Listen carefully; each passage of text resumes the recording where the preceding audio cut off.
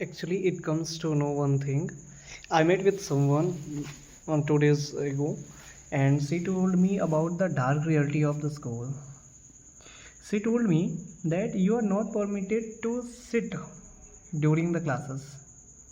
Okay, during the lecture, you are not permitted to sit, I understand. And during the classes, during the lecture, I understand that you need not to be seated on the chair.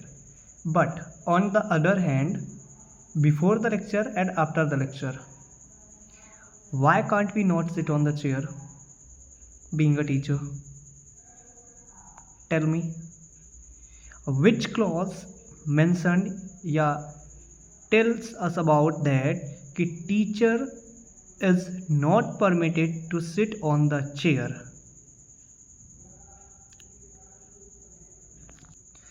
I asked each principal of each school,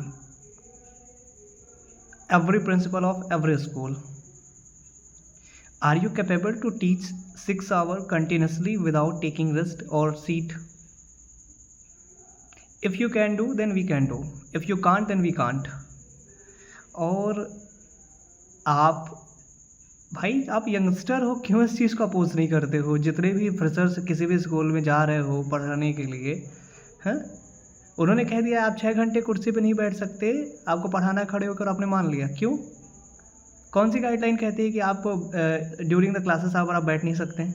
क्यों नहीं बैठ सकते भाई? किसने नियम बनाया है? कोई भी एक टीजीटी टीचर होगा, कितना मिलता है? पीआरटी वाले को 18 से 20 हज़ार, टीजीटी वाले को 20 से 22 हज़ार, जो फ्रेशर होते हैं। कट पिट के मान के चलता हूँ, मोटा मोटा आएगा कितना? 20 हज़ार रुपये। एक साल में कितना कमा लोगे? 12 दूनी 24, 2,40,000। 3 साल में 7,20,000।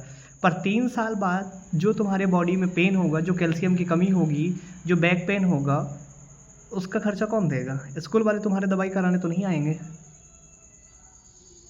तो आप अपना काम करें, ईमानदारी के साथ पढ़ाएं, ये आपका काम है। पर आप स्कूल आवर में या लेक्चर आवर में या फिर क्लासेस आवर में आप बैठ नहीं सकते, ये नियम कहाँ का है? I think this is not justifiable. ये मुझे नहीं लगता कि ये जस्टिफाई कर रहा है किसी चीज़ को।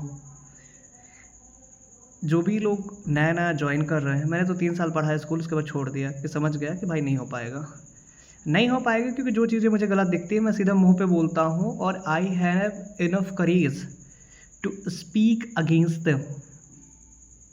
चाहे वो प्रिंसिपल हो, चाहे एचआर हो, चाहे एकेडमिक हेड हो, मेरे को कोई फ़र्क नहीं पड़ता है। तो जितनी डिमांड एक स्कूल को एक टीचर की होती है, जितनी एक टीचर को स्कूल की होती है, वो दोनों रेसिप्रोकल चलता है। अगर आप एक टीचर हैं, अगर आप स्कूल ढूंढ रहे हैं, तो एक स्कूल को भी आपकी डिमांड होती है। तो इस बात का ध्यान रखें आप, है ना? और ये कौन सी बात होती है कि आप घर जाकर स्कूल का काम करें? क्यों करें भाई? 7 आवर का हमारा वर्किंग टाइम होता है।